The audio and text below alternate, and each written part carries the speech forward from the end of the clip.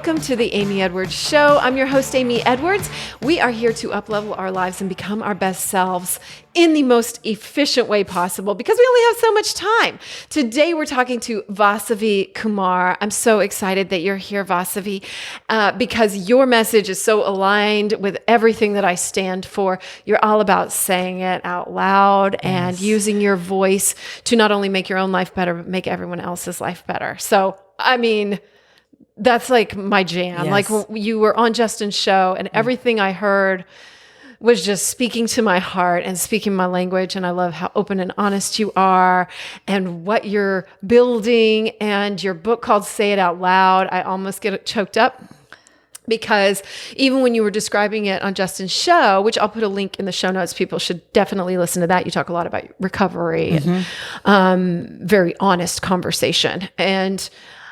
But for me, I just was so moved by what you're doing because it's exactly aligned with my heart. And, you know, even just your tagline, say it out loud. I was like literally kicking myself. I was like, that's so simple and so perfect. And I was like, why didn't I think of that? You know, I was like, it's so good. When did you think of that? So the story is actually funny how it came up as far as the book is concerned. My agent and I had met with the editor at New World Library, and the editor loved me. She was like, but I don't really like your current book proposal. She was just straight up with me. And did you write like a full book proposal and everything? Yeah. Wow. Full book proposal. I went through Rochelle Fretzon's book proposal program. Is that the one Amanda Kuda did? That's exactly the Got one. it. Yep. It was actually because of Amanda that I then joined that program. You know, Yes. Rochelle's the best. She talked about it on the show that she did on this. Yes. The episode on this show, and phenomenal. Yeah, absolutely. So I wrote this book proposal. It was nothing related to what I'm doing now. It was actually, I wrote the book proposal when I was going through a breakup. So I was quite angry when I wrote the book proposal, and I was like, women need to just stay single. Like, it was very angry. Like, It was like a movement for single women. Okay, I like it. Note to self, don't write a book proposal when you're angry and going through a breakup. But anyway, the editor loved me, Georgia Hughes, over at New World Library. And so we brainstormed Say It Out Loud because my agent, Wendy Sherman, had heard me say on an interview, I was asked, do you journal? And I say, no, I don't journal. I just say it out loud. Yeah. That gives me chills. Yeah. Like, it's those simple moments. Yeah. I was just being honest. Like, I really don't journal because I find that I filter from my head, from my fingers down to the paper. It's like, well, what sounds good on paper? I mean, You do. You edit. Yeah. We have a tendency to do that. I just saw a thing about journaling where they were saying that, this is just a little aside, she was saying that she learned that our brains are editing and our hands can't catch up with our brain with how fast we would talk or think. And so it's a different way of journaling where you write and you can't even read it. Like, it's just, and it actually helps you keep up and get more honest, and you get more out, even though you can't read it. yes. Trippy. Yes, that's very trippy. But and I just noticed, like, it's just easier for me to say it out loud. I have a mouth, I'm going to use it. And so I verbally journal, right? Like, if I have a struggle or if I have a decision that's hard for me to make, I will say, okay, Vasavi, what do we want to do? Like, I'll talk it out with myself. So say it out. Have you said a verbal journal before? Have you ever said that? That's good. I think I just said that for the first time. I think I Okay. just said that out loud for the first time. There's got to be a way to, It's verbal journaling. you know. Yeah, it's verbal journaling. It is. And so many of us are so choked up. You know what I mean? Like, we have so much that we want to say. So Literally. Yeah. I mean, like our throat chakra is blocked. And yes, absolutely. And so that's how the book idea came about. We all got on Zoom. And by the way, this never happens. You don't get on a Zoom with your editor and agent with no actual topic. And then, so I feel very blessed. I feel very lucky that my energy, my personality spoke for itself. And you said it out loud. And I said it out loud. And they were like, okay, why don't you teach people? And I was like, yeah, I'll teach people how to talk to the different parts of themselves. I love it. And the voices in their head. Because we all have voices in our head. So that's how the book came about. Now there's a companion journal called the Verbal Journal. Thank you. Okay, from your mouth to God's ears. And so it shall be. But, you know, I started like saying it out loud and wanting the people in my life to say it out loud. I think I might have said this on Justin's podcast.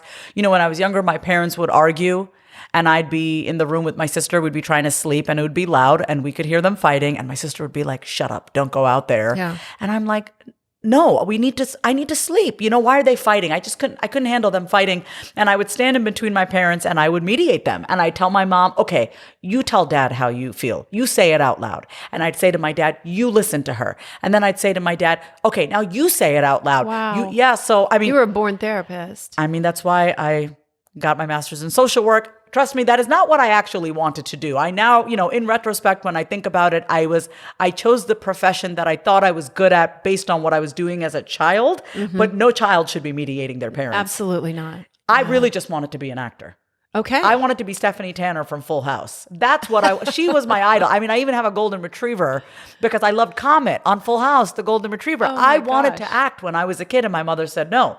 So I ended up becoming a special ed teacher and then a therapist because I thought my role in life was to, help people with their issues from their past because I had been in therapy since I was 12.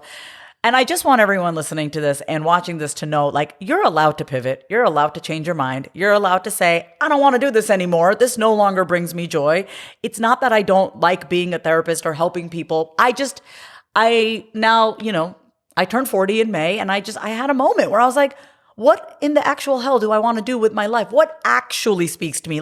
Yes, I love helping people unearth their beliefs, and that's why I'm writing a book about it. But I have other dreams and desires. So I've given myself the permission to really, lean into the things that I want to be doing. It's been interesting for me to see the commonality in the things that I want to do. And just hearing what you just said, the commonality is, storytelling, and voicing it, because that's what acting is. And really, you are collecting stories and learning so much as a therapist, I'm sure, and through your life. So those, can fit together. Yeah. And a lot of times we have these common threads and it's just after time, only in hindsight do we even understand them and see them. Yeah. We have to make sense out of our stories instead of being weighed down by them. I look at every single thing that I've been through. Or allow them not to make sense and trust that you will make sense down the road. That's even better. I actually like that. Why? I mean, my logical mind has needed to make sense out of everything. And through my recovery, what I've now learned, and I'm still practicing this every day, Amy, it's not easy. It's an everyday surrendering process. It's like just trusting in God, okay, you got my back. You've gotten me through, as Justin says, 100% of my worst days, right? Isn't that what he says? You've survived 100% of your darkest days. I've survived 100% of my darkest days. I will make it through whatever it's meant to look like, right? So I've had to, I'm a little bit controlling, I've had to let go, and we all are. I mean, really, show me the person that's not controlling. Yeah. That's what my recovery is about a lot, codependency and controlling and things like that. And this letting go and this surrendering and trust, which I'm still doing it today, this morning, sitting at that altar right behind me. It's a practice. And, I think it's probably really encouraging for people to hear you say these things because from the outside looking in, they're like, wow, she's kicking ass. She's got it figured out. It's like moment to moment. Just this morning, I was talking to my mom about some family stuff, like extended family stuff. I could feel myself in my ego. I was going in. I was like, whoa. Yeah. Deep-seated stuff. Yeah, deep-seated stuff. And my mom was like, this is not you. This is not the real you. I go, I know it's not the real me, but it's a part of me that just needs to be expressed. Yeah. So that's kind of how I relate to these other parts of myself. It's like, it's not me in my entirety. This is one part of me. She too needs to be expressed. Let her express herself and we keep it moving. But I'm not going to keep it inside of me and stew and suffer over it. You know what I mean? Yeah. I'll just say it out loud. And I want everyone knowing, when I say it out loud, this doesn't mean you just run your mouth.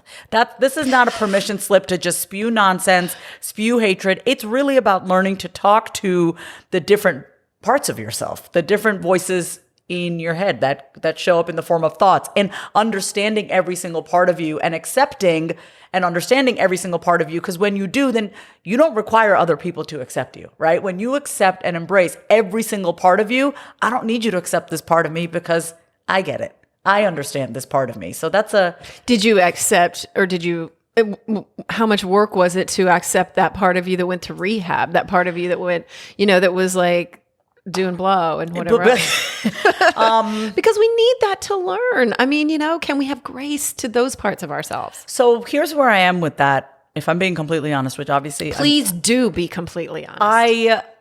welcome. I forgive the part of me that went down that path.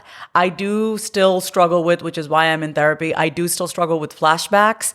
That's why I work out every single day. I have a lot of stored, stuck emotion. Like I have flashbacks of doing blow off a counter. I have flashbacks of just being out and being reckless, like driving under the influence, almost dying. Like just is that a version of ruminating? Maybe. Yeah. It probably is like a visual rumination. Yeah. I have no control over it. I can be cooking and I'll listen to a song and that song will trigger a memory. And then this flashback will come. And here I am, making a beautiful salad with grilled halloumi. And I have this flashback of me doing blow. And it takes over my whole body. And I'm like a physiological shame response. Yeah. And it's like, okay, we're safe. We're not there. We're not there anymore. I'm okay. So I've been rewiring my own cognitions. Like you have to. I have to. I have to use a different verbiage with myself because my body is saying I'm not safe. I'm back there again.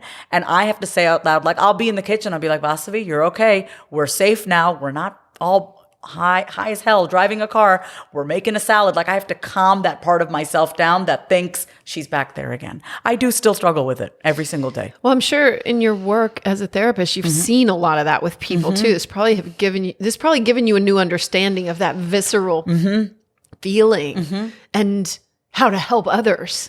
Well, yeah, because it's not so easy. I'm definitely I used to be, let me say that, a tough love kind of person. I grew up with an immigrant mother. Yeah, like get over it. Yeah, I mean, I'm not ashamed to admit this because I didn't know better. But there were times when, people would talk to me and I'd be like, oh my God, it's just, in my mind, I would never say this to somebody, but I'm like, oh my God, this is so easy. Just get over it.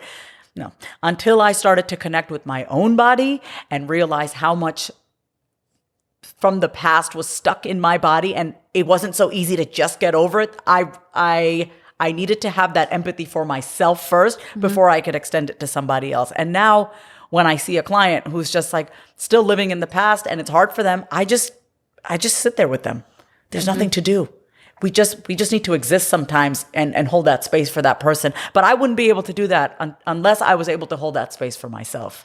Well, I think you hit on a really interesting point too, which is about it being in our bodies too. It's not just saying it. It's not just thinking thoughts and saying them. It's feeling it. And that's such an interesting point to the saying it. Because I've found the more I say it, the more I can start to feel that instead, which I think is kind of what you're talking about. Like you rewire your brain and your body follows suit. Your emotions and your feelings follow suit. I don't know. So I work best when I hear a soothing voice, right? Like I just need that.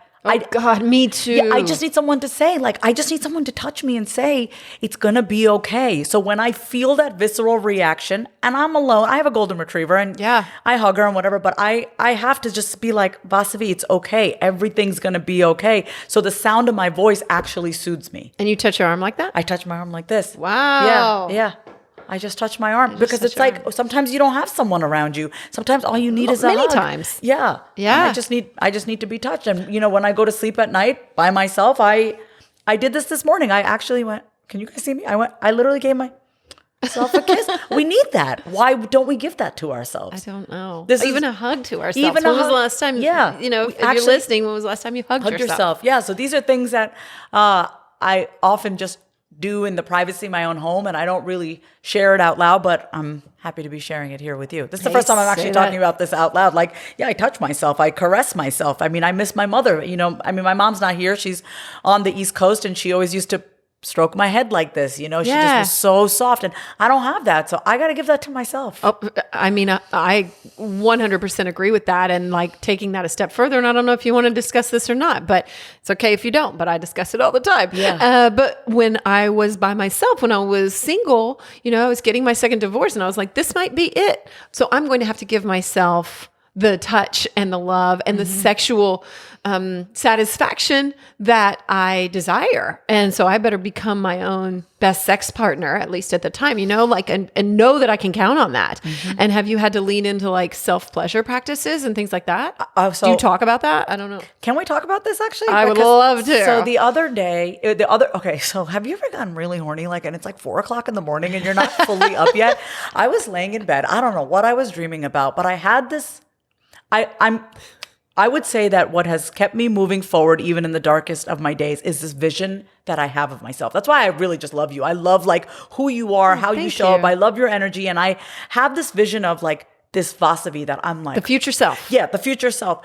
And I was visualizing about myself and getting turned on. Hell yes. And then that's magic right there. I have chills. Okay, so I had a specific haircut. It was like a blunt haircut. I have very long hair, but it's kind of dead right now from the chlorine and stuff and swimming. And I had this like vision of my hair like sleek, and I was wearing a corset, and and I started getting turned on, and I started touching myself. Yes.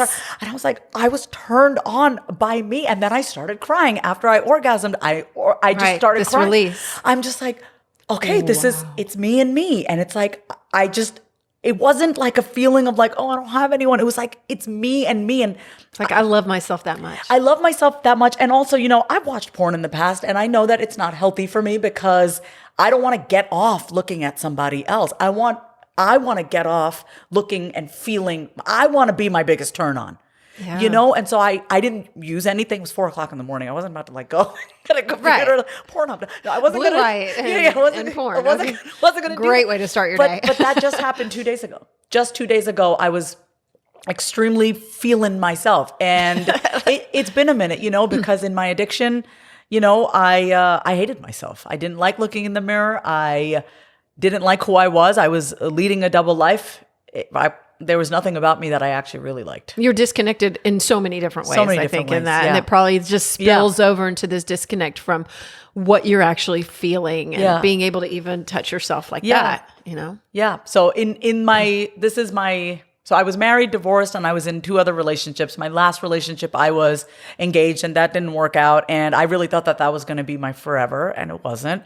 And the reason why I moved is because this person that I was with was actually a beautiful human being, but we just met. It was just bad timing. Yeah. It was just not the right time. And, I've never really, okay, how do I say this? Every time I've ended a relationship, there's always been somebody else waiting for me. I've always had someone to swoop me up, okay? And in this relationship, I'm the one swooping myself up. I'm the one on the sidelines. I don't have a plan B, a plan C. I don't have dudes that I'm texting. I'm not on the apps. I have no one. And what I mean by that, I have me. I don't have anyone else to make me feel good. It's been me lifting me up, and that is something that is very new for me. It forces you. I'm being forced to do this. I'm like, boss, you can't do this again. You cannot do that. Like, you went from your husband to this guy to this guy. Mm-hmm. Like, it's you, Vasavi. It's you. And I just been having these talks with myself, and it's like, it's you. You are the one. You are the one. I am the one. Do you do self-love in the mirror? Do you do some of that? So I talk in the mirror every single day when I'm getting ready. I smile at myself. I look at myself. Do you have like a certain thing that you say or anything like that?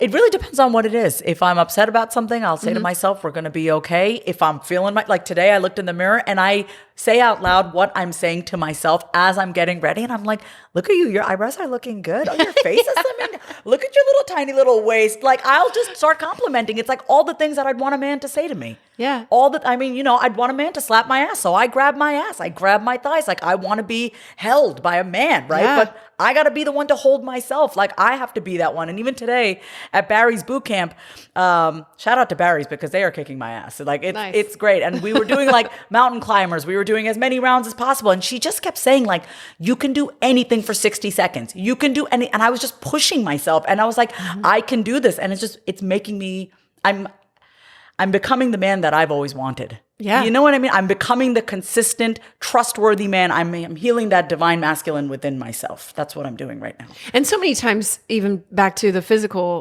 workout, so many times we can do that for a minute. Yeah. But looking at ourselves in the mirror for a minute is so hard and hard to force ourselves. So if anybody is listening and doesn't have a practice around that, I don't know if you're listening to this show. Yeah. I've been, saying it till I'm blue in the face. So anyway, I would say set your timer. Like, do it for you can do it for 60 seconds and see how you feel. See what happens just by telling yourself, I love you. And anyway. I write about it in my book. I said, if you want to know your relationship with self status, just look in the mirror. You can tell so much about how you feel about yourself, your body, your relationship to your body. Just just you and you by looking in the mirror and saying out loud the dialogue that you have as you're looking at yourself. Oh, I wish my hair didn't look like this. Oh, I wish my shoulder, like whatever you're saying, or maybe you're loving yourself. Like whatever it is, you can tell so much about how you feel about yourself just by staring at the mirror.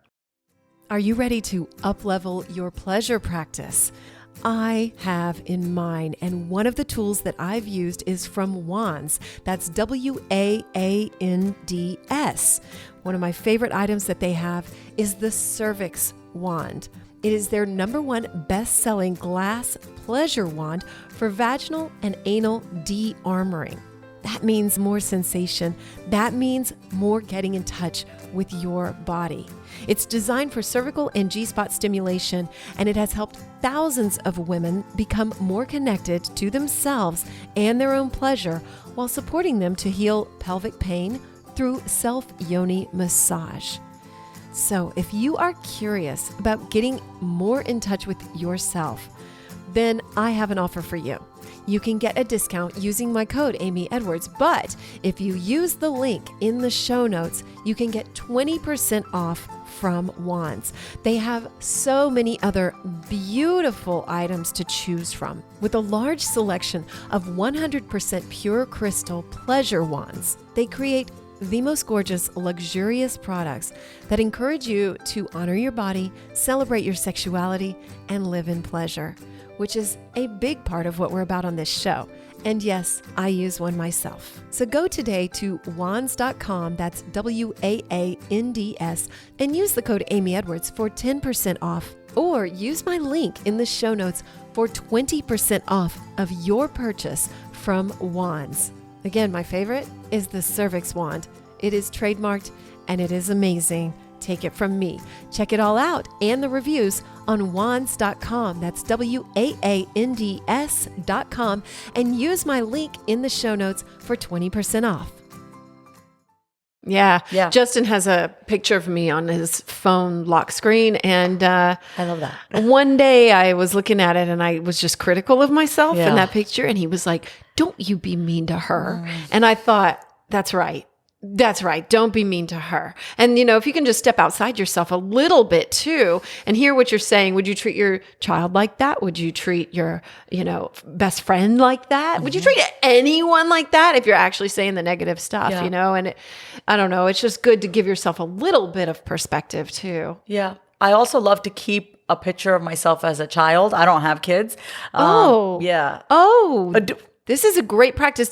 You might have talked about that. I don't remember. Yeah. So in my office area, I have a tendency to be a little bit of a workaholic. I have pictures of me when I was a kid, and there's this one specific photo. I can send it to you. It's very cute, actually. I'm wearing like a blue romper, and like you can see my little my thighs and my diaper, and I'm just smelling the flowers, and I'm looking at the camera, and I look at that photo to remind me to go play, because I can work. Yes, I can work. I love work. I love what I do. I love this. I love the writing. I love the speaking. I can do that all day, and that is fun and that is playful, and I'm honored to be able to do this work, but I also just need to get my ass outside. I also just need to, just like walk my dog, just call a friend. So I keep that photo of me as a reminder, because it's like, I would never talk to a child that way. Any child. I mean, let alone my child, someone else's. I would never talk to a child that way. Never. So I just keep that as a reminder to play and be kind and stop being so mean to myself. I think that's a really cool habit. I want to do that. Yeah. I'm sure you were so cute when you were a kid. I was pretty cute. Yeah, you're pretty cute. I had curly hair. Yeah. I was cute. Like, put it on your fridge, put it everywhere, and just it will remind you, like, oh my God, I would deck someone if they were ever rude to this child, right? So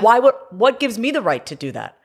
And we do it. Everybody does it to themselves. Yeah, everybody, but it's very common. Yeah. That said, let's talk a little bit about comparison. And because when I met you and you came in and, you were on the cover of Austin Woman and had a lot of successes and a lot of things going for you, I am pretty good about usually looking at people and thinking like, oh yeah, you're seeing what's possible, and I'm happy for people and all that. But I had a moment where I guess my ego got in the way or whatever. And I thought, then when you were going to come on my show, I thought, well, I should be forthcoming about that, because it was. I'm so happy that you are. Yeah. And I had a moment of really comparing myself, and I was like, you're about to turn 50, you know, what are you doing? Like you haven't been on the cover of a magazine. But then of course I was like, that doesn't really matter, you know, like, because it doesn't. I'm using my voice and doing something I love and doing what I believe in. So I did talk myself off the ledge, but I really had a moment, and I just wondered what that's like for you, and how, you know, how do you talk to yourself, or do you have those moments? Absolutely. Well, when I first met you, if we're going to just keep it real and say it out loud, I saw you and I was like, oh my gosh, she's 50 and she's like fabulous. And she's just so centered and she's so grounded and she's so beautiful. And she's had this amazing career. She has this great guy who basically who said out loud, I'm going to marry her, like who just wants her. And I'm like, I don't have that. So I thought that about you. And I was like, there was something about you, like, you have this like fierceness about you, but you're also very soft and grounded. And softness is one of the things that I'm working on with my therapist right now. Is I don't need to be so gregarious. I don't need to be so performative. That's actually a defense mechanism for me to shield from vulnerability. Yes. As long as I'm like this, you can't get too close to me. That's right. So I am actually like practicing speaking slower and pausing, and it's like a whole thing. And I'm like, when is this going to end? Why am I talking so slow? But I had the same thing with you. I had it for a different reason. It was more like you're so established in your career and you have a great guy who wants you and loves you and it's like professes it. And I'm just like, oh my God, what am I doing? So like I had it in a different way. You know what I mean? Then that's the thing, like, right. If we can just keep in mind that we're all going to have it in our own way, you know, like you can meet, you know, somebody you really admire, you know, and they may have it in their own way. Yeah. If we can just keep that this is a human thing that we're going through. What I tell myself when I compare myself is, it's not my time yet. It will happen. It's all going to happen. It's not my, it's not, it's on its way. I know it's coming. Cover is coming for you. It's not time yet. God's plan, right? We just got to keep that focus. We got to have that. If that's what you want, then so it shall be, right? And it will happen. And for me, if I want that guy who's gonna worship me and want to marry me, it's coming. It's just Vas. You got to be ready on the inside. Like for me, it's like being seen, seeing myself, you know. Having a great opportunity, like being on your show, is a big deal for me. Like this is a big deal, being on your show. You. I just want you to know that. Like, thank you. Yeah, because you're amazing. So it's like, I don't take this like, oh, this is just another podcast. It's a big deal for me to be here. But I know that it's because inside I'm attracting it. On the inside, I've seen myself. So now I'm bringing in all these awesome people who are also seeing me. Yeah. That's what it's an inside job first and foremost. Truly. And, yeah. Yes. I could not agree more. And one of the things Justin pointed out, when I told him how I was feeling, he said, okay, what if you had been on the cover of that magazine? You know, because I actually had one minor opportunity maybe 10 years ago, and they chose someone that it like got me, you know, and like she's someone I knew, and I was just like, oh yeah, I just had a complex about it, you know, an inferiority. And he was like, but all that aside, he was like, where were you at your life right then? Is that something that you would have wanted? And I thought, he was like, you were married to your ex-husband. You had, you know, were you really living your truth and all this? And I was like, that's an excellent point. Yeah. You know, like maybe it's waiting for those moments. Cause like, what if it happened to you 5 years ago? You might look back on that cover and you'd be like, oh shit. I was a hot mess. And like everything when I look back, I'm like, I wouldn't have been on that cover because I was doing cocaine. I was doing cocaine off my kitchen counter. Like, there's no way that, but like, here's the thing, like we have the power. We have the power truly to destroy or create our lives. I've done some pretty amazing things, even in my addiction. And that's right. So was Justin. So have I, like through times of alcohol use and things like that, you know? Yeah. That's I think the most frightening thing for me sometimes, it's like, man, I'm that powerful that even when I'm hurting myself, I can create some great stuff. And now I'm in a place that's like, wow. Oh, can I create and not have to be destroyed on the inside? Like, can I have both? Can I have this outward shininess, but can I also really feel like I am worthy of it? I want both. I don't want the outside if my inside's a hot mess. I've been there before. I know what that's like to live in duality, and I don't want it. right? So it is really about timing. And for me, it really is about being ready on the inside. And if everything is possible, then that's possible. Yeah, absolutely. Yeah. You don't have to say like, oh, I'm going to jinx it, or I'm going to, I have to, No such it has thing. to bounce out. No, there's no such thing as evil eye. There's no such thing as jinxing it, because I believe if it's for you, if God has a plan for you, nothing and no one can take it away from you. It's literally meant for you. That's it. So that's just kind of how I'm approaching everything. Because, I have a mom who, she gets scared a lot about a lot of things. She will just plant that seed of worry. She'll be like, but what about this? And what about that? And I said to her this morning, you have to deepen your faith. I'm like, we are believers of God. You have to deepen your faith. We have to stop worrying about things. And I said to my mom exactly what Justin said. You've survived 100% of your darkest days. I go, it can't get any worse. I said to my mom, think about all the stuff, rehab twice, gotten arrested, divorced, mental health issues. I mean, psych ward, all these different things. It's like, can it really get any worse? She's like, no. I go, just trust. It's all going to work out, So it's just forcing me every day, like it's to regulate that nervous system. And I got to talk to myself and really we all have access to the voice of God or the voice of divinity inside of us. And sometimes, when I'm PMSing, especially 5 days before my period, I'm a raging bitch and I will access the meanest part of me and be like, want to destroy everything. But I want everyone listening, watching to know that at any given moment, we have access to this voice inside of us that only wants the best for us. Yeah. Yeah. That leads to talking a little bit about your spiritual practices. Yeah. And I mean, really everything you're saying is a spiritual practice, but I know that you count on that faith a lot. And what do you do every day to come back to that? Absolutely. So the first thing in the morning, because I don't know about you, Amy, as soon as I get up, it's like the barrage of thoughts. It's just like, what do I got to do? And I'll start like a lot of stuff. Well, just start like flooding in like Niagara Falls, and I have to stop. So the very first thing that I do, minute I open my eyes, I can feel the thoughts flooding in. I'll just say, wait, stop. God, thank you.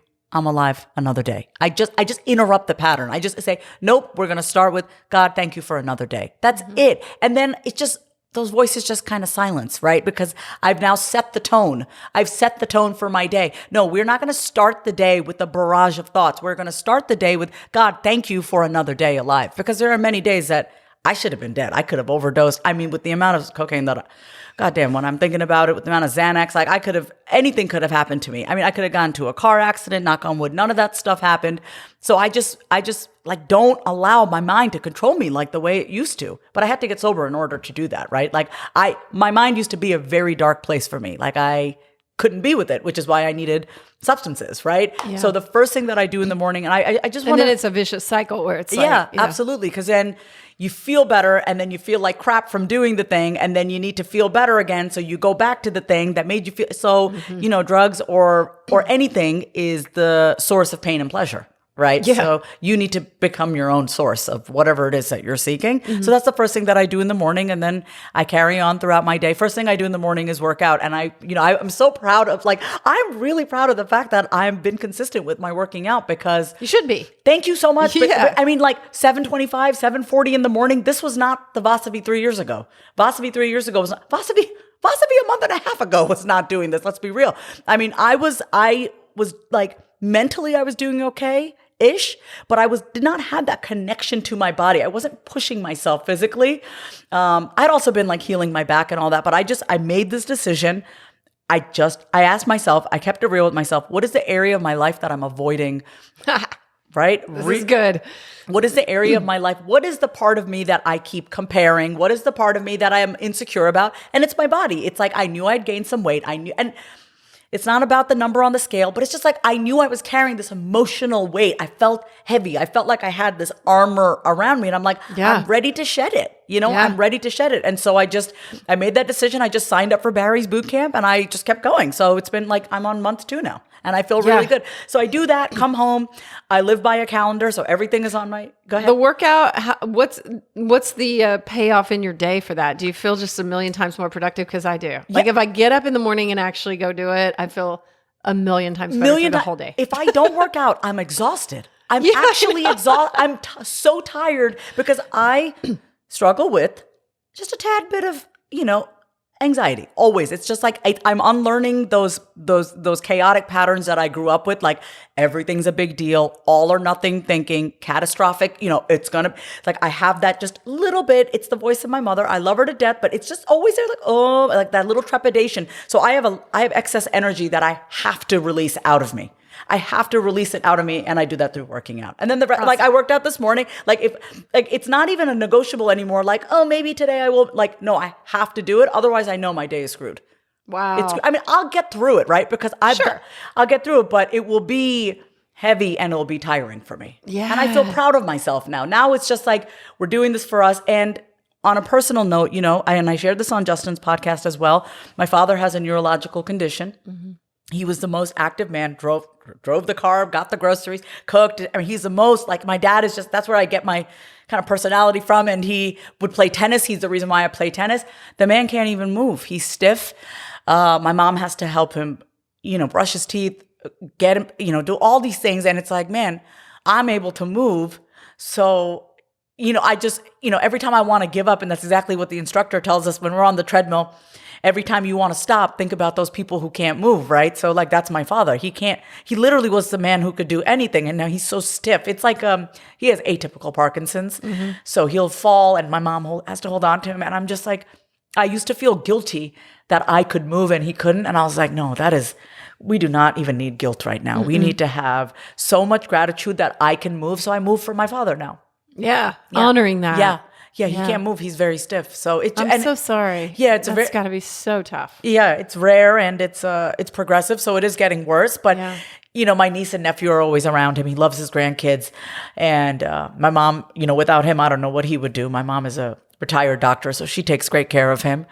But he still has his spark. But it's been hard. So I say to myself, like, I get to move. I get to move. Not I have to. I don't have to do anything. I get to move. I get to get up and. I've been trying to use get to a lot in my life for everything. Like no matter what it is, even if it's something shitty. Yes. Like you get to do it. Like, we broke up. Okay. I get to have a self-love practice. I get to find more compassion for others. Yeah. I get to learn about myself. I get to, like you can find, this is that silver lining thing, I think, or just language is everything. Languaging is everything. Actually, my girlfriend, Amber Valdez, I don't know if you know her. Amber, I don't. She's wonderful. Anytime she sends me a voice note, she's like, I get to take the dog to the groomer and I get to write I get to work on my outline. And I'm like, it does actually feel really good just to be like, I get to do this. This is an honor for me to be able to do this. Yeah, because so many people can't or don't have the resources or, you name it. Don't even have the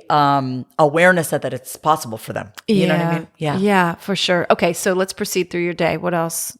What other practices? So what other practices do? I always connect with at least one or two friends a day. Like I need to have that. That's good. I'll take a break. I'll FaceTime with a girlfriend. I'll send a voice note. We'll go back and forth. I need to have that connection with a friend throughout the day. I cook 3 meals. Do you keep like a list of those friends or do you just sort of see who you're thinking of? That's exactly right. If someone, like I have a girlfriend named Ivana, if she just happens to come in my thought, like for whatever reason, I'll send her a voice note. I don't think that it's a mistake if I think of, I don't either. Think of a girlfriend, right? Mm-hmm.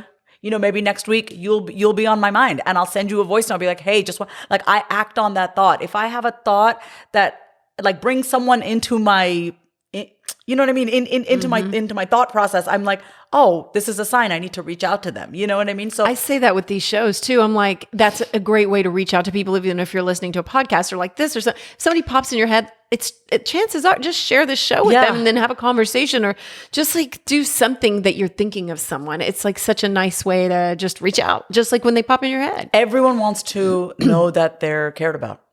As human beings, we all have a desire to be seen, heard, and like loved, you know what I mean? So just even that touch point, like, hey, I was thinking of you, I think is such a beautiful thing. I do too. And then throughout the day, I do make 3 meals a day. And for myself, I actually went to culinary school here in Austin, Texas. I'm a plant-based chef.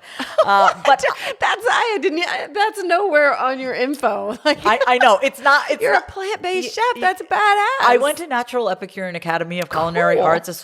This is why that's the reason why I moved to Austin 9 years ago. Oh, wow. With my ex-husband at the time, with my husband and now ex-husband at the time. So I make 3 meals a day and I do that because it's my pause in the day. Mm-hmm. It's my act of self-love and nurturing. I grew up with both my parents cooking all the time. Like we rarely went out because we're vegetarian. I mean, when we went out, it was always to a vegetarian restaurant because my mom, cross-contamination, all this stuff. So I grew up with the mother who cooked, with the father who cooked. So cooking for me is an act of love. That, like no matter how busy my mother was, she was in private practice as a cardiologist. She always came home and cooked for us. She always fed. And that's how I knew my mom loved me, because she fed me. So I cook for myself. And so those are the 3 pauses that I take. And then it's just like my They're time. like meditative almost. I love to cook. It's like the whole thing is a process. Like I play some music, I'll see what I'm vibing. I like plan out what I'm gonna cook for the week, and I like this week I'm doing halloumi salads and I'm doing wraps. What else am I doing? Oh, I'm doing like vegan nachos. Yeah. I'm hungry. I'm sorry. That sounds so good. Let's take a break and eat. No, but Seriously. So then I try to finish working around 5 or 6. It really depends. Like if I'm enjoying what I'm doing, I keep doing it. You know what I mean? But I have a wind down routine. This is the best. Woo! So my wind down routine is great. Like everything is shut off, all the lights go off, lamps go on. Shades get shut because my brain can keep going. Like I said, I have workaholic tendencies. Mm-hmm. So I train my brain like, okay, we're starting to wind down. And that's usually at like 7 o'clock. I'll close all the shades.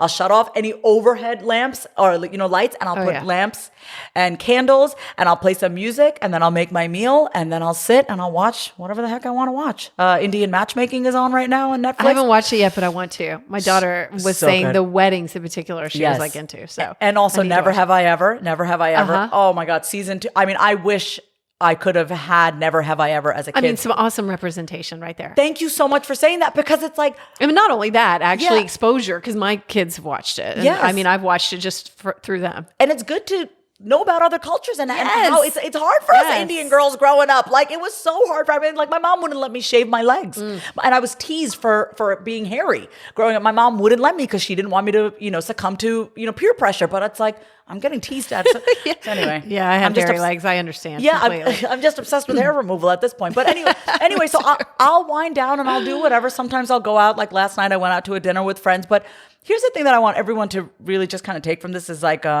I prioritize my creativity, my play, my fun, my socializing. It's on my calendar. Like this interview is on my calendar, but it's also on my calendar to go see a comedy show with a friend. I make it a point every Sunday. I do vision casting. So it's like forecasting for the week, but I'm casting my vision for the week. So I look at the week ahead. I only operate week at a time, right? I mean, obviously.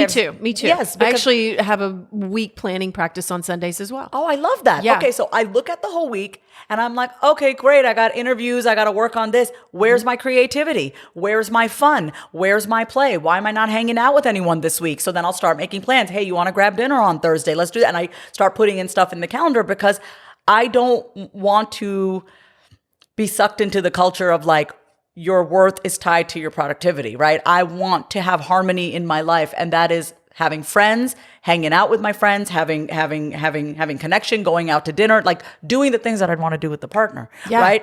Not only that, we can ask ourselves the question, why do we only put the work stuff and the hard stuff on our calendar? Yeah. Why don't we put the other stuff on there? That and stuff we just matters. leave that to chance. We're just going to be intentional about all the rest and unintentional about that. Yeah, like if we say like, hey, we should hang out. I'm like, okay, great. Open up your calendar. Right. When? Let's plan it. Let me send you a calendar invite. I'm not, listen. You're such a doer. Oh my God, I love it. My love language, listen, Amy, I'm going to tell you right now. Is a calendar invite? No. If a guy says, I want to take you out and he sends me a calendar invite, done. I'm ready. Game on, bro. Game on. Send me that my calendar clothes invite. are coming off You're already. like, literally, you don't know what's going on down there. I am just literally creaming in my pants. You have no idea how much that turns me on. I love initiative. I love organization. I just love the thoughtfulness of it. It's like, hey, you matter to me so much. You're going to be in my calendar. That's my love language is thoughtfulness. Yes. Actually, it's not one of the listed ones, but I was like, mine's like a combination, but it's thought. I've realized, I've discerned that it is thoughtfulness. It is like some level of effort where you are thinking about what I like. Yes. Oh my God. That's probably the most painful part of a lot of my breakups. It's like, wow, you just moved on so quick. Like you didn't actually even think about any of the sacred times that we had together. Like thoughtfulness for me is like, I love candles and I love bougie soaps. Okay. Candles and soap. Right. So just like you're at Whole Foods, grab a cool soap or that's exactly. candle. It's not hard. It's not hard. Like I want to be a thought in somebody's head, just like and the way I show my love is I pick up the phone and call. That's how I like show that or I'll send a voice But that's note. thoughtful. Yeah, that's effort. It takes effort all of it takes effort. So it's just, I'm just in a season where I'm giving myself and putting in the same effort and energy that I've given to all my one-sided relationships. Oh, I like that. Yeah. And that's such a key. It is for me too. I just had a thing going last night and I was like, I've got to be here for myself. And I sat and meditated with that today, but it's the paradox of giving ourselves the exact thing that we're looking for, Yeah. And then it comes and you're just like, or then you don't even need it. And that's when it arrives, which is that whole mind fuck of a thing. I have to ask you a question. Did you, I mean, I know that, you're the ask host, me but anything. I have a question that did you get to a point where you were so content with yourself that you didn't even want to date and you were just so good with yourself? Like you didn't need for any of it. Like you were just good with Amy? Yeah. Okay. And actually I had to convert how I saw dating and be so cool with myself that it was just fun. Really? Yeah. See, this is why you're in my life. So many people are like, dating is hard. And I'm like, yeah, with that fucking attitude. Yeah. Every time you say that, you know that. Yeah. Yep. Every time you say, oh, it's so, I just can't meet anybody. Whatever the hell you're saying, you're putting out there. And so I had to really pay attention to what I was putting out there and then step into, am I really having a good time? And that's also tuning into your own not performative nature, but your really true feelings about it. And I started to realize like some people, I was dating several people at the time and I was just like, I'm not really having a good time. Wow. And I was like, wow, I really was like invested in this person and needed him to like me. And suddenly I was like, didn't care.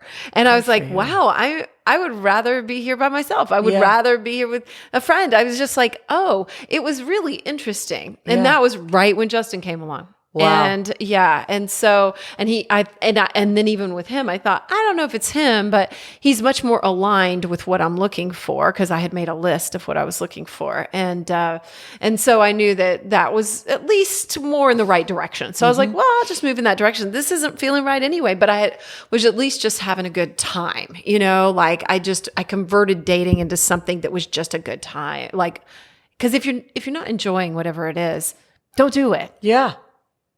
Don't do it, which I struggle with still all the time, just even in my daily life, like doing the dishes or making my bed or whatever it is. I try to turn that into something, all right, if I'm not going to let myself not enjoy this. I'm going to either find a way to enjoy it or I'm not going to fucking do it. Find the fun in whatever you do. I feel that way about grocery shopping. Oh, but you love to cook. Hold on. No, what I mean is like grocery shopping is a lot of fun for me. It's a lot of fun. And I like to go by myself. And I like to spend. It used to be what my father and I used to do as kids. Oh. So we would go to the grocery store. It's got memories. Yes. Yeah. So it's That's so nice. It's fun times. Anything can be fun. And I really appreciate your perspective on dating. I've definitely been the person that has said, dating is hard. We all have. Yeah, we just... See, like my whole body language changes when we talk about dating. I'm like, I have the massive eye roll and I'm like, oh, I don't want to do this. But it's like, yeah, I think I...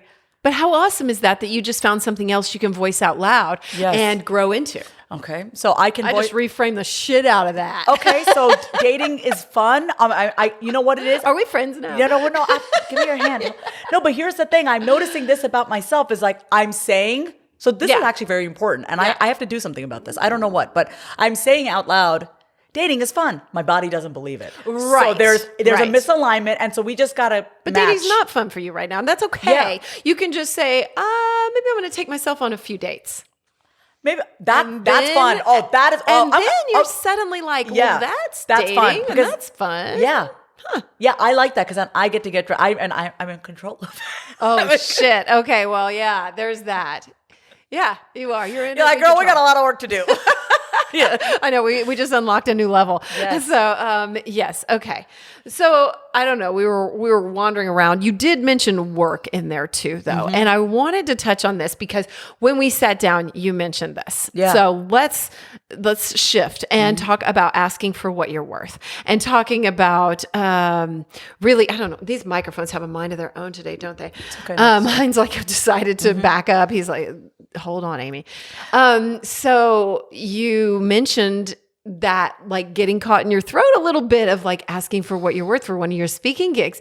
And I just think that if you could talk about that a little bit and moving into that space, because it's another uncomfortable space. Like even with the dating thing, this is like, oh shit, I'm going to grow into like really asking for what I'm worth.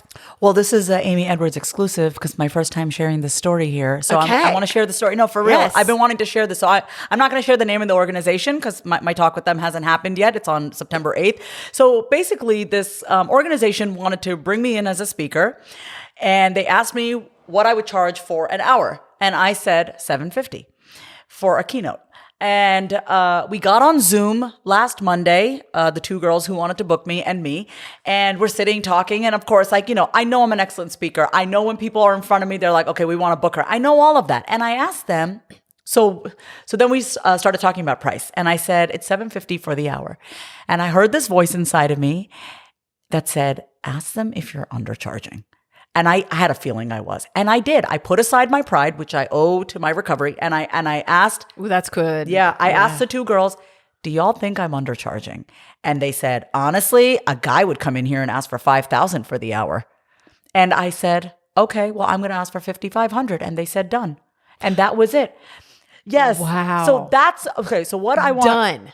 Yes, done. Just like that. It was approved, like, you know, the same day. They like all. Congratulations. Thank you so much. What a step forward from $750 to $5,500 for the hour, and it's doing something that I love. And it's okay. So the point of the story is not that I got what I wanted, which is awesome, but it's when you feel like you're settling, you probably are, or when you're undercharging, and just ask. Like, had I not asked, I would be doing this talk for $750 for the hour, and I would still do a kick-ass job because if I'm going to do something, I'm not going to half-ass it, right? Yeah. But man, it feels so much good to get paid way more with all this experience, life experience, falling on my knees, getting back up. Like this feels like, okay, that number felt good for me. I love this first, that asking thing. Yeah. I love that just speaking up when you don't know and when you don't know something. Yeah. There's nothing wrong with asking. Yeah. And people want to help most of the time. And especially because you were dealing with a corporation. They probably had a budget. It's not her money. It's not like she's booking it out of her pocket or his pocket, whatever it is. Yeah. So, I mean, like they're kind of probably like that was still under budget, you know, or whatever. Maybe they budgeted $8,000 or whatever it was, you know, so. Oh, thank you for saying that. They were I'm definitely going to, It's not their money, you know? And I'm big on asking too, even like in situations, I'll ask like, when you feel that awkward feeling like, am I supposed to tip right now? I will straight up ask and I'll be like, do people normally tip on this? Yes. Like what usually, and they'll always tell you the truth. Like you can if you want, but usually no, people don't, you know, whatever, you know, those awkward things. So like, I would just encourage people, use your voice, just ask in any situation. Yeah. And I am very grateful for those two women because I said to them, I'm like, y'all listen, human to human, woman to woman, am I undercharging? And they were like, actually they said a mediocre guy would come in here and ask for $5,000. Yeah. That's right. Yeah. Men. Yeah. I need the confidence of a mediocre guy. That's what I need. Because isn't there a meme that says that? Like I need the confidence of a mediocre white guy. Yes, that's exactly what it is. Named Chad. I'm Chad, basically. Yeah, I'm Vasavi. Yeah, I'm Chad. We really do. If we could just channel more of that and be like, I know my stuff. But they've been given confidence from the get-go. Yeah. Whereas, you know, you were growing up in an immigrant household in New York and had a completely different experience. And we're not given that just, here you go. No, we were told you should be happy with what you get.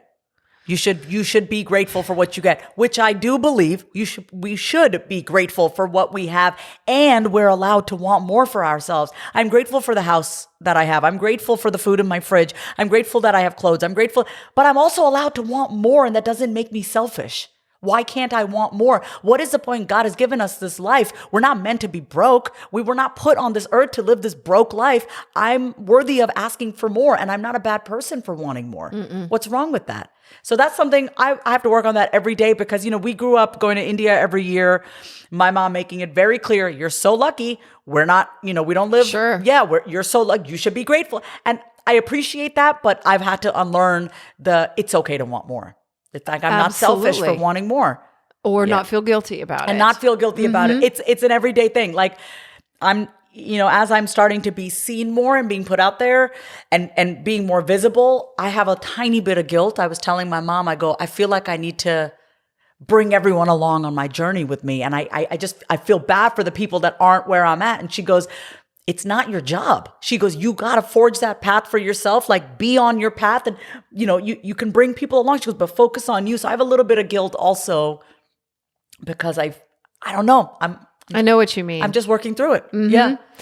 I've been thinking a lot about feeling bad for people lately. Like it's bothered me for a while if I hear somebody say, oh, I feel bad for them. I'm like, why are we wasting that energy feeling bad for someone or feeling like, can we find something to be happy for them about? And why are we pitying them? Why? Why? There's something that's like a big turnoff around that for me. And I just was thinking about this yesterday. So it's funny that you mentioned that, like, why? Why are we? Well, I think about it this way. Like I would not have gotten to where I am today, just mentally and emotionally, if my counselors in rehab felt bad for me. No one felt bad for me. That's right. No one felt bad for me. That's a great point. Actually, the second time I went into rehab, I remember, I don't know if I shared the story on Justin's, but I remember walking into rehab and everyone knew my name. Second time. They're like, no, I don't think you did. No, I didn't. Okay, so I'll share this here. The second time I went back into rehab, I went to the same place, Recovery Unplugged here in Austin, Texas. Yeah. It's a music-based, music-based. And I walked in and everyone was like, Vasavi, it's so good to see you. And I remember thinking to myself, I am not going to be known for being some addict. Like they know my name in rehab. Like it just felt like I don't want to be known for this. I don't want to be like, hey, welcome back to rehab. Like I was like, This is not my path, but it's my path right now. And I remember going to my counselor, Carl, and I write about this in my upcoming book, Say It Out Loud. I said to Carl, what do I need to do to never have to come back here again? And he said, you need to shut the fuck up and stop acting like you know everything and just do what we tell you to do. And I said, okay. And that was it. And I humbled myself real quick. And I was like, fine, I'm just going to be told, I'm just going to do what you tell me to do. I'm going to stop acting like I know everything because clearly I don't know shit because I'm back here again. Right. So that's just for me. It's powerful. Yeah. What the hell do I know? I'm back here again. Clearly my life is unmanageable and I'm back here again, literally within less than a year. Wow. Less than a year. Mm-hmm. I don't even know how I got onto the story, but Oh, and so my point is, no one felt bad for me. No one felt bad for me. Mm-hmm. No one felt bad for me. They saw me for my potential and what I could be, right? I think it was great. Like everyone saw that I had potential, but that's great. But the reality is I was back in rehab. So you got to look at like where you're at and your potential. And no one felt bad for me. They were hard on me. They were hard on me in the best way possible. And thank God, like I have the mother that I have. I know I, joke about her and call her tough, but man, she has never let me be a victim ever. She will not let me get off the hook. I've hated her for it because it's like, you don't coddle me. It's like, do I really want my mother to coddle me though? No. Do you really want anybody to? No, I don't want anyone to because we're really honest with ourselves. Yeah, because that means you think I'm incapable, and I'm not incapable. And I love my father, but my father did coddle me a lot, and I've had to unlearn a lot of his voice in my head, which is letting me off the hook and just kind of spoiling me a little bit. And I said to my dad, I go, I love you, but you spoiled the shit out of me. I'm like, I wish you didn't. And now I really value my mother so much more. Yeah. I really do. Like I jokingly call her my life coach. I'm like, I need my life coach. And like, and I do. Now at 40, I appreciate my mother and her toughness with me. It's because she loved me and she saw me for what I could be. So she didn't react to the representative at the moment, right? Like this, I'm a victim. And my mom was like, nope, you're not. Representative. Yeah, that's my representative. Right. Yeah, that's my It is your representative.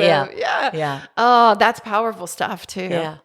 And like, it is kind of that victim thing. I didn't think about relating the pity to the victim thing, but that's what it is. Yeah. So I try to have an approach with myself now where I call it gentle determination. I can be gentle with myself, but I'm also determined. Like, I'm not going to disrespect myself. I'm not going to be like, oh, you piece of shit. Like, that does not work for me. Talking to myself like that. But I'm like, Vasavi, come on, keep going. Like, I'm tough with myself, but there's respect in how I speak to myself, So I've had to work on how I motivate myself. It doesn't work for me to be like, come on. Like, I've had to find my voice and how to use my voice to encourage myself. And everyone has that ability. Like, any area of your life where you're struggling with, I always say, like, look at how what are you telling yourself about this situation? How are you speaking to yourself about this situation? Let's look at how you're talking to yourself and let's change that so that you actually feel inspired to go do the thing, whatever it is. Oh, absolutely. And if you want respect from other people, are you going to talk to yourself with respect? Yes. Like, how are you talking to yourself? It's just that paradox thing again, with the self-love and all of it. Yeah. I mean, the more I go into down that rabbit hole, the more I'm like, oh, I'm not even being respectful to myself. So how am I going to expect anybody else to respect me? And I want to say this about like comparison. You know how we were talking about comparison? This is not about comparison, actually. I used to be very afraid and intimidated by women who were direct, like really direct. And I realized I had some mommy issues that I had to clean up because my mother is very direct. So anytime I met a woman who was direct, it made me think of my mother, right? So I had to heal that part of myself. And so I had to start to respect that relationship that I had with my mom and start to see it in a different way.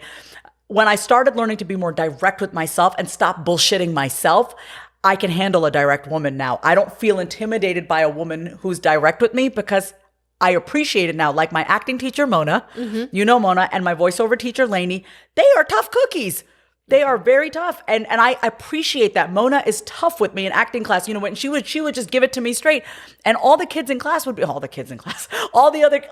actors in class would be like, how can you like receive her delivery? I go, because she just wants the best for me. She just wants me to be the best. She wants to bring out the best. I see that now. I used to be like, you're not being nice to me. And it's like, no, it's not about being nice. We're trying to be the best here. There's no room for that. You know what I mean? Like I don't get butthurt about it anymore. It's just because I've healed that part of myself that's scared of that directness because I'm direct with myself. Does that make sense? Absolutely. Okay, I'm just trying to say this out loud. Big time. Yeah. And sometimes it's paying attention to those spaces where we're averse to something to find out something that might need to be healed. Yeah. or something that we could maybe lean into just a little and take a peek at. So, but there's nothing like recovery to make that happen too. Yeah. To really understand where that's coming from and heal it. Absolutely. Yeah. I think you said in your book that you kind of created your own 12-step program. Is that correct? Yeah, I did. So it's 12 steps, and the first step is to say your thoughts out loud, and the second step is to admit it out loud. So admit where you're feeling powerless. So I basically took whatever 12 steps I had gone through, and I just made my own version of it. And it's like talking to your triggers out loud, expressing your emotions out loud, owning your flaws out loud. And I referenced that scene from 8 Mile. Remember 8 Mile with Eminem? Yeah, but I can't remember very well. Okay, what happened? So the last scene of 8 Mile, Eminem is in this rap battle, and the guy that he's rapping with basically like says all this stuff about him, and then Eminem just repeats it back. He's like, yeah, I'm white trash. Yeah, I grew up in a trailer park. Yeah, I'm really whatever. And he just owns his stuff. And it's like, that's my secret sauce for being confident. You can't really have control or power over me because I own my own flaws. Like, what can you say about me that I don't already know about myself? So for example, that's a chapter that I have. And then I talk about, asking your intuition out loud, making decisions and desiring out loud. Everything is out loud. It's speaking to the different parts of yourself and how you talk to each of them. And so I actually write out scripts, and I'm going to be recording the whole audiobook. Of course you are. I was like, who else could, who who else could mimic these voices? I'm literally talking in different voices. And I'm just so grateful for my voiceover training because I now see it's all making sense. Like, why was I so drawn to this? So it's like everything's gonna piece together. So yeah, it is the 12 steps, and I want it to be something that you can go back and revisit. It's not like a one and done. No, you talk to yourself out loud every day. It's a practice. So my biggest practice, just to circle back to your original question, was my practices throughout the day. I don't remember what that was, but okay, which was like throughout sure. the day. Yeah. It really is talking to myself out loud. Yeah, it really is, because I have many different voices and thoughts in my head. And sometimes you don't know which ones are real and which ones aren't because they all feel so real because they're all in here. So when I say them out loud, I can actually hear like, is this true? No, it's not true. Yeah. So you can transcend above that ego viewpoint. And I'm like, no, that's not true. Like if I were to say out loud, like, oh, I'm such a bad person. No, I'm not. Like when I don't say that about myself anymore. I've really worked on my shame a lot, which I know so many of us struggle with. Yeah. Well, I'm a big fan of Byron Katie's work. I don't know. I love Byron and Katie. so you're in that, with a statement like that. Yeah. You're like, is that Is that true? true? Yes. You can even say, yes. I don't know. Can I really know that to be true? Yeah. And, and you just can delve into those questions around it. And Yeah. then like, how do I feel when I say that? And you're like, Yeah. Yeah. And what if I could never say this again? Yes. That'd be nice, Yeah. So, yeah. And there was something else I was going to say about that too. I was going to say, if anybody's listening and is like, oh my God, I have to talk to myself, it gets easier the more you do it. Yes, absolutely. I started, I mean, I've always talked out loud to myself, but I think when I was getting a divorce, I did a lot of psychedelics around that time and really was working on breaking ruminations and some neural pathways that were really embedded. And so I took on doing affirmations. And one of my friends, Jo Placencio, highly recommend following her. She's lovely. And Jo was saying that she says them in her car all the time, just driving around. So I would encourage people, that's a great place to start if you don't maybe have a practice of talking out loud, don't you think? Like, yeah, absolutely. Just start yakking to yourself in the car. Yeah, yakking to yourself and just start hearing your voice. Like just start using it. It's like, and I want to break it down to something really simple. Like even it's like, what are we going to have for dinner today? And you're going back and forth trying to figure it out. Literally say out loud, what do I want to have for dinner today? Oh, do I want pasta? And feel how that feels in your body. Like kind of like what we did, like dating's fun. And I was like, no, I'm not feeling that. I'm not buying into that bullshit. Like you can't bullshit a bullshitter. That's what I always say to myself. It's like, you will know when you say it out loud, your body will tell you if you're lying to yourself. Do I want pasta? Nah, I don't want pasta. Ooh, how does a rap sound? Oh, a rap sounds great. Like, you know what I mean? Like you can feel it. So when you say it, you can like feel that vibration of your words in your body. So it could start with something really small, or even it's like, do I want to go to this party? Is it an absolute yes? Is it a full body yes? Just ask yourself out loud, do I want to go? Yes. Oh my God. And your body's like, no, I don't want to go. Sink down. I am an introvert to the core. I socialized so much last weekend. I shut off my phone all day Monday. I'm like, I needed time to myself. Nice. Yeah, it was great, actually. Good for you. Yeah. But yes, it's like start with smaller things and then work your way up. But even, our intuition can be accessed when we say it out loud, asking ourselves open-ended questions, and just like pausing and waiting and listening. It's the waiting that's hard for people, right? We want what we want and we want it right now. That's usually the issue with most addicts is like we want to solve this pain. We want to fix this pain right away. But if you can just sit with it, whatever the it is, the answer will come to us. But talking to myself has helped, and I hope it helps somebody else listening too. Wonderful tips. Yeah, wonderful tips. And as we're starting to wrap up, I want to turn the floor over to you because I think the one thing we didn't cover yet that I wanted to ask was, and I told you to save it, was you were talking about taking beta blockers to calm your nerves. Can you tell me about that a little bit? Because I've never even heard of this. Oh my God, it's so great. So I don't even understand what a beta blocker is. So a beta blocker lowers your blood pressure, okay? And so when Is this over the counter or you have a prescription? Yeah, I have a prescription and I don't take it every day at all. I take it when I'm about to be seated in front of somebody else and do an interview like this. I get very excited. Like I feed off the energy of other people. And so I think breath work has helped me a lot, but I still need to get better with my breath work as well. And what I mean is sometimes I get so excited, like talking, that my mind, my voice, and my breath, they're not in sync. And so sometimes, and this happened on live television. I used to be the co-host of a morning show here. I'd be on live TV and I'd get so kind of excited that my breath would choke me up that the words wouldn't even come out. I don't know what that's actually called, like scientifically, but I've had that happen. Like if I get on stage, I could be surprised by the fact that like I can't catch. It feels like you can't catch your breath, and then the words talk don't right. Yes. So I went to Austin Regional Clinic and I told them like, every time I get on stage, I just get this like I don't stutter. I don't have a stutter. What I have is like like I can't get the words out. Yeah. And she said, you may just have a little bit of performance anxiety. So I take a beta blocker. It's called propranolol. It's prescribed. I only take it like when I'm on stage, when I'm doing voiceover work, anytime in front of a mic, anytime like I need to be completely in sync, mind, body, breath, voice, I'll take it. And it just, I'm like still waters inside. It's like I'm going like this, but inside I'm still. That's so cool. Yeah. So I take a beta blocker. And it's funny. I was watching the Kardashians, like the new Kardashians. And Chloe takes them. Chloe's like, yeah, I took a beta blocker. I'm like, you go, Chloe. Yeah, Chloe takes them too. Good hack. Yeah, no, it's great. And like I said, I don't take it every day. Sometimes when I go to big social gatherings, I'm highly sensitive and I get stimulated easily by all the people around me because I live alone. I'm in quiet most of the time. Yeah. So it just, it revs me up and I get excited. It's not, I don't want to call it anxiety. I just get excited. So it just kind of like gets rid of a little bit of those jitters. So I'm more still on the inside. So I can do what I want to do, which is to speak and to perform and to do whatever. Like right. I want to be able to do my thing. And this going a mile a minute is not helping. Right. Okay. So yeah. So that's why I take Oh, that. I'm going to start doing Yeah, that. That's so propranolol. cool. Yeah. Thank you for sharing that. Yeah. Okay. I want to turn the floor over to you. Is there anything on your heart you want to reiterate or anything that you really came here to say or anything that we missed that you would like to get to before we leave? Yeah, I would love to actually say this. I've been thinking about this. It's been quite the conversation inside my Say It Out Loud group. I run a women's group called Say It Out Loud. Mm-hmm. The little things that we think aren't going to make a difference, like having the morning practice, whatever that looks like, or the shutting off the phone, like those little things that we're like, oh, I don't need to do that. I'll be fine. I used to think, I don't need to do that little stuff. My mind is strong. I don't need to do that stuff. Those little things really add up. Like all those things that you think don't matter, like taking that walk, taking that pause, saying no, like just those small little subtle shifts that we kind of dismiss, like, oh, this is not going to help. Those little things really do make a difference. So, little things like I used to sleep with my phone next to me. I don't do that. My phone is in the other room on the opposite side of the house. It is not the first thing I look at.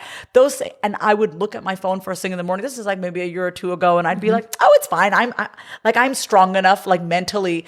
But until I really started to tap into my body and be more connected, I was like, man, I've been running from my body pretty much my whole life. I've disassociated my whole life. And so what's helped me get back into my body are those small things, are those workouts in the morning, is going to sleep at a consistent time every single day, waking up at a consistent time. And consistency and discipline or devotion, whatever you want to call it, is the ultimate act of self-love. And that's something that it's every day I'm learning it. It's like, man, when I'm consistent with my sleep time, my wake time, my shutting down my work day, like that's love for myself, So just like, don't disregard those little things that you're like, oh, I'll do it later. Book that vacation, go do it. Like, go read that book. Like you've been wanting to, open up that book and have a quiet night. Go do that. Like that's your time with you. So those little things are the big things. And not only that, when you maybe say that, let's say you're having a conversation with a friend. Mm-hmm. Oh yeah, I want to put my phone in the other room. Yeah. When you actually do it, you are keeping a promise to yourself and showing yourself not only the consistency, but you're showing yourself that you can keep a promise to yourself, which is huge. And you hear your own voice. It goes into your head. You're trusting your own voice more because you're knowing it has this integrity and it keeps promises. That's boom. I don't need to say anything else. That's it. No, that's it. That was such a beautiful way to just close that loop. That's it. It's really about building that trust with yourself. You trust your own voice. That's beautiful. That's exactly it. Yeah. I've been working on that for a while. Yeah. Yeah. It's been a real work in progress. Yeah. But I couldn't agree more. And what you are doing, and both of the things we just said, are you're training yourself. You said that at night, you train yourself to shut down the blinds and things like that. We're training ourselves. So what are you training yourself for? Are you training yourself not to trust yourself? Or are you training yourself to show up for yourself? That's exactly right. Mm-hmm. Yeah. And I want to add one more thing. I know, sorry. Please do. No. This is how it goes. That's why I gave us ample time for this. So no, it's fine. I think so much of the grief that we have has to do with people letting us down in our life, like broken hearts, broken promises, betrayals. And so I know that's where I'm coming from. It's like the people in my life that didn't show up for me because they couldn't, not because they didn't love me, not because all that is just story. people show up for you to the capacity that they can show up for themselves, right? So basically, I'm repairing my broken heart, and I'm repairing the trust that has been lost thanks to other people. No, I'm just kidding. But you know what? Like, people hurt us, and I've hurt people too, right? Yeah. I'm not the victim here. I have hurt many people in my life, in my addiction especially. I've let down a lot of people, especially my family, my sister, my niece, my nephew. I've missed birthdays. I've missed graduations. I've done a lot of weddings. I've done a lot of things that I'm not proud of because of my selfishness and my addiction. And so I've hurt others. I've been hurt. And so all these things that we're talking about is really to just repair our own broken heart, be loving to ourselves, and hopefully show up better for ourselves and for other people. So we don't have to keep bleeding all over others with our wounds. Yes. That's really what it is. Yes. Yeah. Ah, gosh, that's so beautiful. Thanks. I am so grateful for this. Thank you so much. I cannot wait for this show to come out. It was so incredible. You shared, I mean, like, I heard sometimes you were talking and I just was like, this is such a good thing to share. Oh my God, I can't wait. So I just like stepped outside and got, podcast excited. Yes, thank you. I'm so happy we met. Same here. I'm so happy. Absolutely. And your book comes out in May. Is that correct? Spring of 2023. Say it out loud. Spring of next year. Yeah. Say it out loud. So people can pre-order now. Isn't that correct? Or Pre-orders are not ready yet. I'm actually just submitting my first round of edits September 1st. Actually, tomorrow I'm submitting it. Okay. They should be ready before, like, pre-orders will be ready before the end of this year. But what everyone can do is they can go to vasavikumar.com/waitlist. Yes. Get on the list. You'll be the first to know when pre-orders are ready. I'll put that link in the show notes. Thank you. Yeah. And then people can go ahead and get on the wait list and then be notified of it, because I can't wait to get it. So I'm just so happy for you. That's so exciting and such a good thing to be putting out in the world to just keep up leveling all our lives. So thank you. And everyone can find you at, my name is Vasavi, spelled just like it sounds, Vasavi, right? Absolutely. And I would love to encourage everyone listening, if you enjoyed this episode, if you loved anything that Amy and I spoke about, please feel free to say it out loud and send me a voice note in my DMs. I check all my DMs. So send me a DM. Let me know, hey, I loved listening to you and Amy speak on her podcast. Yeah. Yes, absolutely. Please do. Yeah. Keep saying it out loud. Yes. Thank you so much. I love you so much. And I'm just so grateful. Thank you. So thanks everyone for being here today.